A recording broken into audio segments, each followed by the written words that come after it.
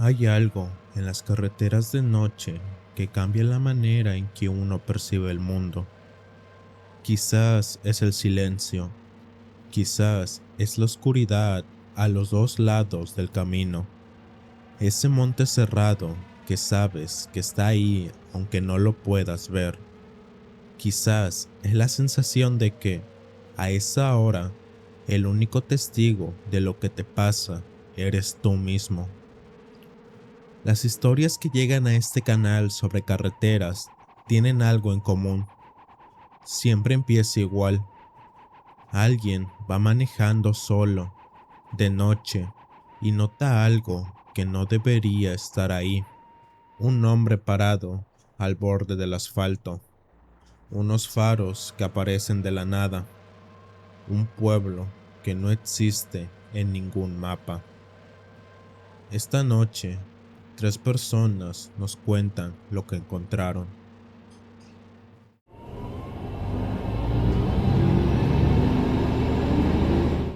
Trabajo como transportista de carga desde hace poco más de 12 años.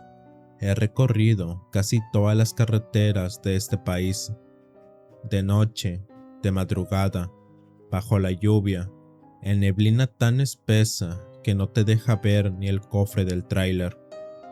Uno se acostumbra, o al menos eso creía yo, hasta que pasó lo que pasó en la carretera vieja que conecta Culiacán con Mazatlán, una noche de octubre de hace 3 años. Era casi la 1 de la madrugada cuando salí del último punto de carga.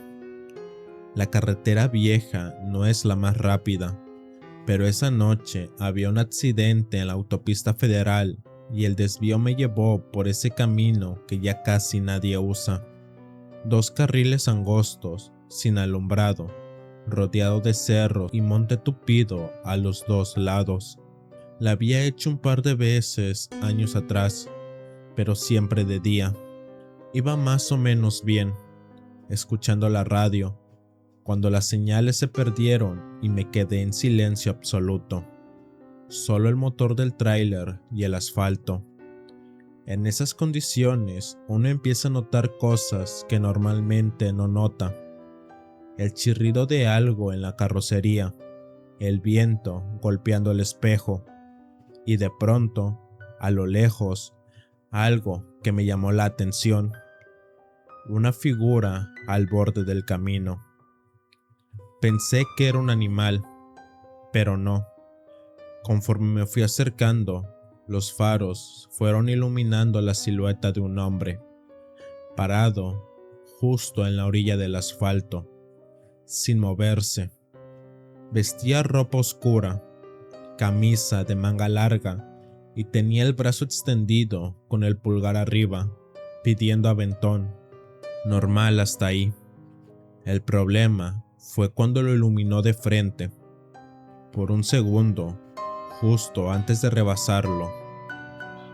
No tenía cara. No es que la tuviera cubierta. No traía gorro, ni bufanda, ni nada. Era que donde deberían estar sus facciones, no había nada. Una superficie lisa, como si alguien hubiera borrado todo. Ojos, nariz, boca, nada. Aceleré. El corazón me latía tan fuerte que lo sentía en la garganta. Me dije que era el cansancio, que eran los faros engañándome, que era la oscuridad jugándome un truco. Llevaba muchas horas despierto. Me lo repetí varias veces hasta que casi me lo creí. Unos 10 minutos después, mirando por el espejo retrovisor, vi que las luces de posición que cargo en la parte trasera del tráiler iluminaban algo. Alguien iba sentado en el estribo trasero, una figura oscura, con el brazo extendido hacia un lado, como si siguiera pidiendo aventón, aunque ya iba en el movimiento. Frené de golpe. Cuando bajé, linterna en mano, no había nadie. Revisé todo alrededor, el monte, el camino, nada. Subí de nuevo, arranqué y no paré hasta llegar a una gasolinera con luz y gente. Le conté al empleado lo que había visto y él no se sorprendió. Me dijo que en el kilómetro 47 de esa carretera hubo un accidente terrible hace muchos años. Un hombre que pedía aventón fue atropellado por un tráiler que no lo vio. Nunca identificaron al muerto porque, según el reporte, el impacto lo había dejado irreconocible, sin cara. Ya nunca volví a tomar esa carretera, ni siquiera de día.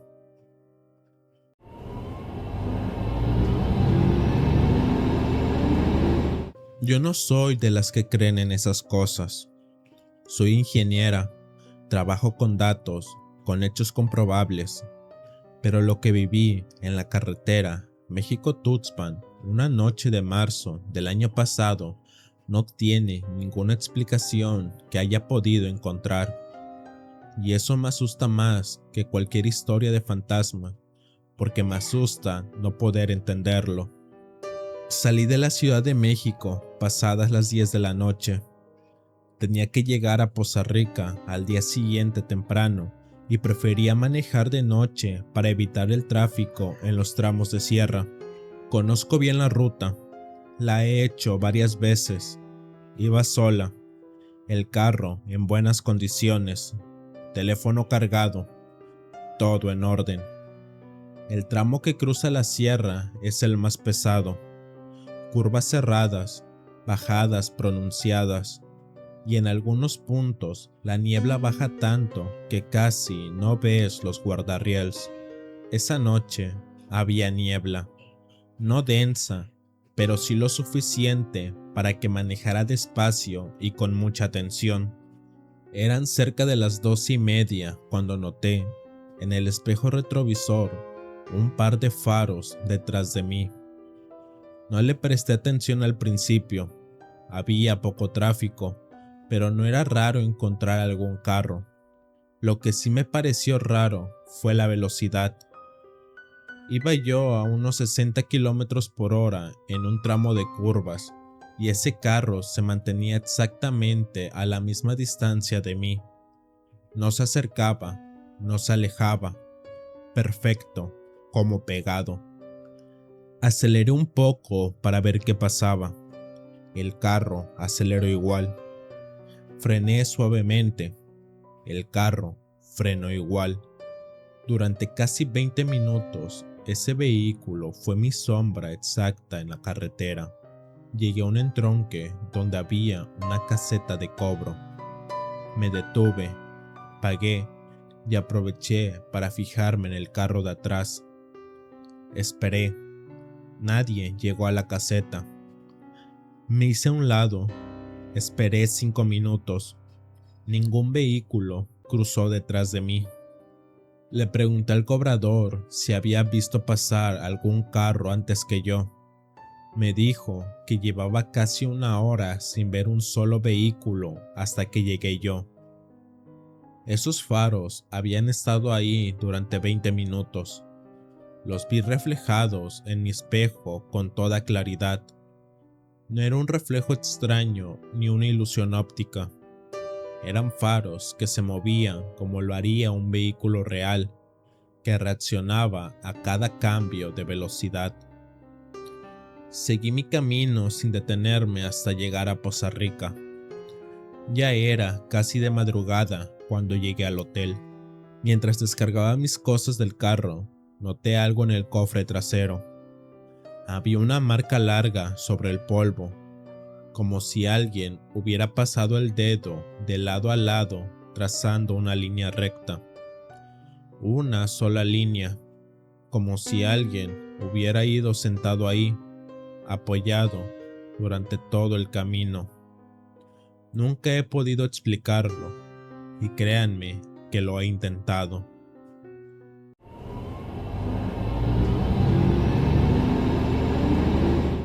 Esto que voy a contar me lo contó mi tío Gerardo, que en paz descanse.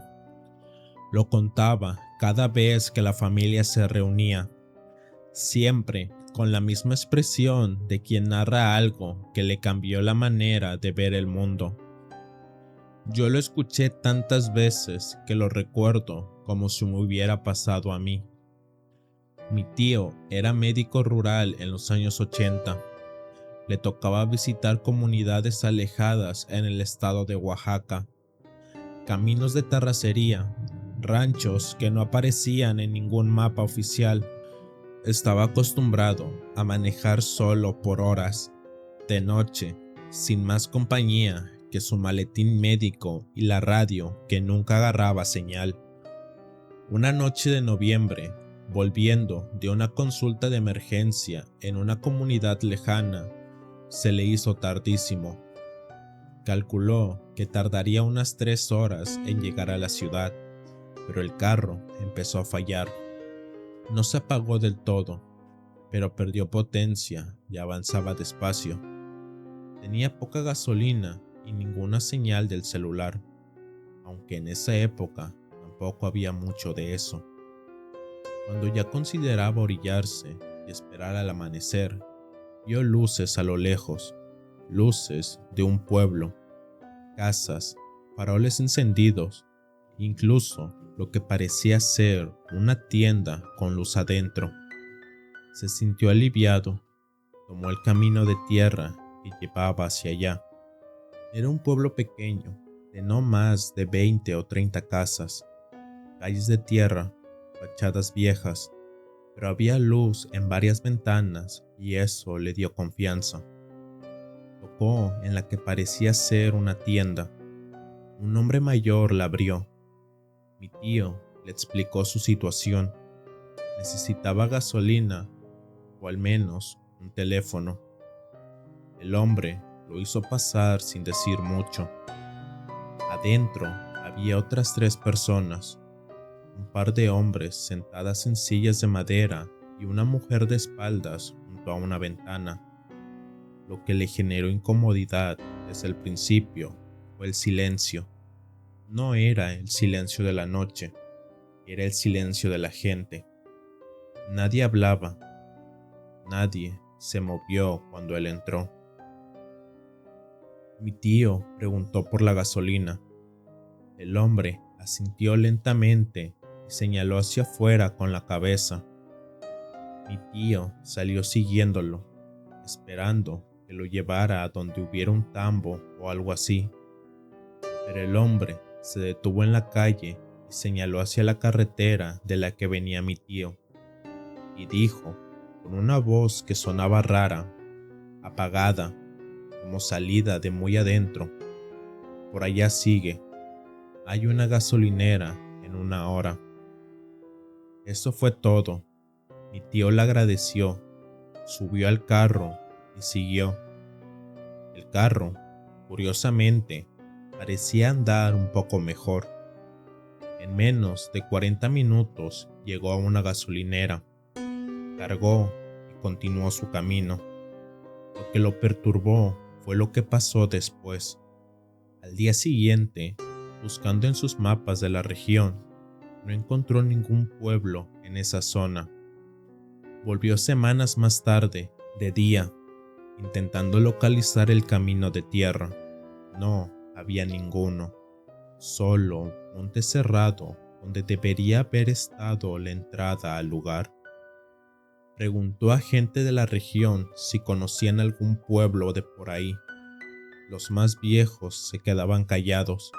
Una señora finalmente le dijo que por esa zona había habido un pueblo, pero que desapareció muchos años atrás. Una enfermedad, dijo, se llevó a todos en cuestión de semanas. Eso fue a principios del siglo XX. Mi tío Gerardo nunca dejó de creer que esa noche encontró refugio en un lugar que ya no debería existir, atendido por gente que llevaba décadas muerta. Y lo más extraño, decía, no era haberlos visto. Lo más extraño era que ninguno de ellos parecía saber que ya no estaban vivos. 3 carreteras. 3 noches que ninguno de ellos olvidó. Un hombre sin cara pidiendo aventón en el kilómetro 47. Unos faros que nunca existieron, pero que dejaron su huella en el polvo. Un pueblo lleno de gente que llevaba décadas muerta y aún así encendía sus luces por las noches. No sé qué hay en las carreteras de noche, pero sé que hay personas que salieron a manejar sin buscar nada y que encontraron algo que nadie les pidió encontrar. Y sé que tú también tienes una historia de esas. Si viviste algo en una carretera, en una gasolinera, en un pueblo que no debería estar donde estaba, cuéntanoslo. Déjalo en los comentarios o mándalo al correo que se encuentra en la descripción. Puede ser la siguiente historia que escuche alguien en la oscuridad. Si quieres seguir explorando las carreteras solitarias de noche, los lugares donde la soledad se vuelve el único acompañante, suscríbete y acompáñanos por este recorrido por lo extraño y misterioso. Esto ha sido Relatos Nocturnos. Nos vemos en tu siguiente pesadilla.